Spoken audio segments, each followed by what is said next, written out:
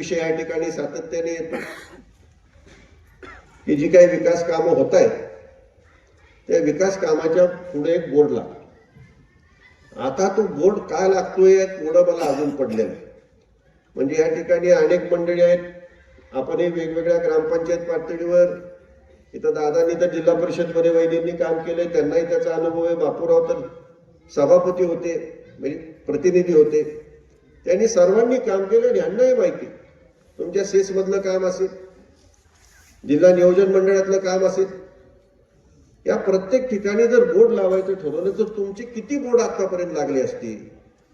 आमदार दीपकराव चव्हाणांची किती बोर्ड लागले असतील? रामराजेंचे किती बोर्ड लागले असतील? की त्या बोर्डवरती आमदार रामराजे तुमचे चेहरे बघून कंटाळा आला असता, एवढे बोर्ड लागले असते। हे का बोर्ड लागतायत मला याचं काही कोण उलगडत नाही। जिल्हा नियोजन मंडळातल्या कामाचा त्यांचा संबंध काय? जिल्हा नियोजन मंडळातली कामं कोण मंजूर करतं? जिल्हा परिषद सदस्य नाही तर आता शिव आणि कलेक्टर आणि पालक, बाकीच्याचा कोणाचा संबंध काय? त्यांचा संबंध त्यांच्या खासदार फंडाच्या पलीकडे कुठल्याही कामाचा नसतो। आणि ते बोर्डावर काय लिहिलं असतं, फोटो मोठा असतो आणि बोर्डावर लिहिलं असतं यांच्या प्रयत्नामुळे। त्यांना कामाचं नावही माहित नसेल आणि कुठं काम झालं तेही माहित नसेल, अशी परिस्थिती।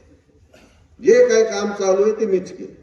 आता पालखी रोड ज्ञानेश्वर महाराजांची पालखी ते पंढरपूर पर्यंत जातील, तुकाराम महाराजांची पालखी पंढरपूर पर्यंत जातील, हे रस्ते कधीपासून चालू आहे? विजयदादा त्या ठिकाणी बांधकाम मंत्री असल्यापासून पालखी रस्ता हा वाढत वाढत गेले।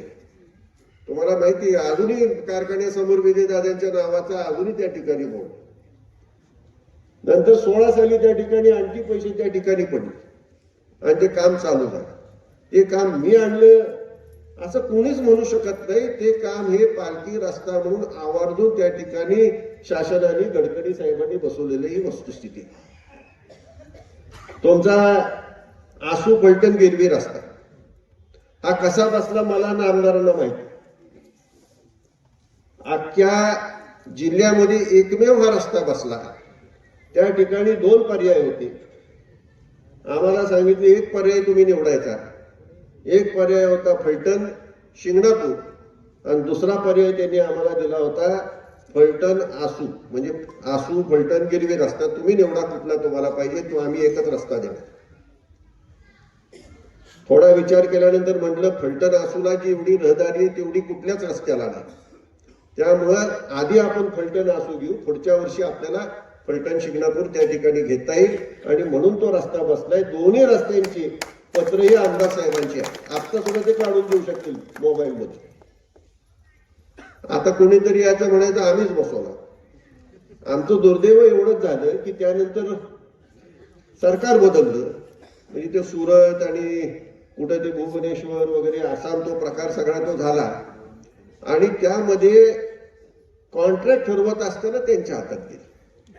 त्याच्यापेक्षा दुसरं काही घडलं नाही। फलटण आदरकी रस्ता सुद्धा कशातून बसलाय सांगितलं, विचारलं तर आज इथं बसलेल्या आमदारांना माहित असेल, बाकी कुणाला सांगता येणार नाही। एशियन डेव्हलपमेंट बँक मधून बसलेला हा रस्ता, हॅम मधून बसलेला आहे। त्यांना विचारून हा रस्ता कशात बसलाय तेवढं सांग,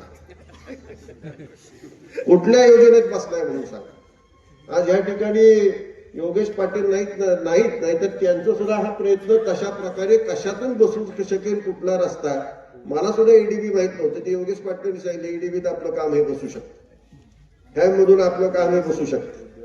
आणि त्यामुळं त्या ठिकाणी मग अनेक आपले सहकारी होते, अतुल चव्हाण होते, तुमचे आमचे जिल्हा परिषदेला एक्झिक्युटिव्ह इंजिनियर आता चीफ इंजिनियर असलेले खांडे साहेब होते, या सर्व मंडळींनी सुद्धा त्या ठिकाणी सहकार्य केलं, त्यामुळे सगळं शक्य झालं।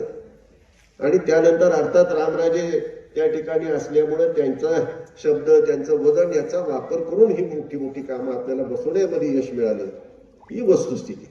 आता सांगायला फार सोपं आहे, मीच आणलं आणि बोर्ड तर कुठेही लावता येतो।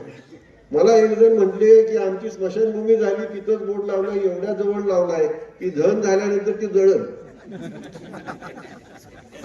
खरं सांग, हिंगणगावला कोण होतं इथं तांब्यामध्ये, तुमचे शिंदे सरच, शिंदे सरांनीच सांगितलं, म्हणजे कुठं लावावं ह्याचं सुद्धा भान। आता फार काही त्यांच्याविषयी बोलावं अशातला काही भाग नाही, त्यांचं त्यांच्यापाशी. आपण मात्र हा तालुका चांगल्या प्रकारे त्या ठिकाणी पुढे नेण्याचा जो प्रयत्न आपण करत आहोत, त्या प्रयत्नाच्या मध्ये जर कोणी येत असेल तर त्याला थांबवण्याची मात्र निश्चित गरज आहे. नाहीतर पुन्हा उलट्या दिशेने जायला लागलो तर मग मात्र सांगायला येऊ नका की आता तालुका वाचला. आता ठामपणे उभं राहायला मागच जाऊन देऊ नका, एवढीच या ठिकाणी विनंती करतो. आणि ताकदीने येणाऱ्या जिल्हा परिषद पंचायत समितीच्या निवडणुकीमध्ये आपण सर्वजण त्या ठिकाणी पुढे जाऊया.